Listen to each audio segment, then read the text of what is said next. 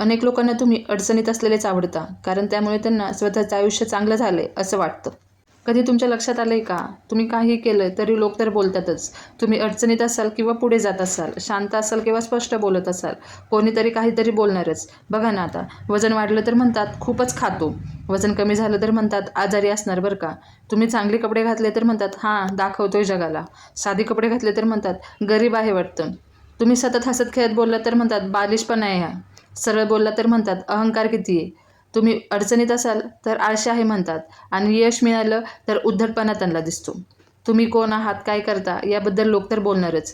तुम्ही खाली असाल तर ते हसतात, आणि पुढे गेलात तर लोक टीका करतात. अनेक लोकांना तुम्ही अडचणीत असलेलेच आवडता, कारण त्यामुळे त्यांना स्वतःचं आयुष्य चांगलं झालेलं वाटतं. पण ज्या दिवशी तुम्ही बदलायला लागता, स्वतःला सुधारायला लागता, त्या दिवशी त्यांचा जळफळाट सुरू होतो. तुम्ही पडत असाल किंवा वर जात असाल, लोक तर बोलणारच. समोर गोड बोलतील पण मागे तुमच्याबद्दल वाईटच बोलणार. तुमचा प्रवास त्यांना कळणार नाही, पण सल्ले मात्र ते द्यायला नक्की येणार.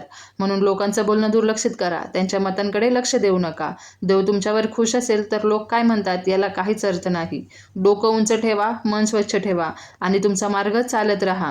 कुटुंबाची काळजी घ्या, आईवडिलांची सेवा करा, देवाशी नातं जपून ठेवा, कारण शेवटी फक्त तुम्ही, तुमचं ध्येय आणि देवाची साथच महत्त्वाची असते. पैसा, मान, लोक येतात आणि जातात, पण आई वडील आणि प्रार्थना, तसंच देवाचं मार्गदर्शन कधीच आपली साथ सोडत नाही बरं का. हे नेहमी लक्षात ठेवा. धन्यवाद.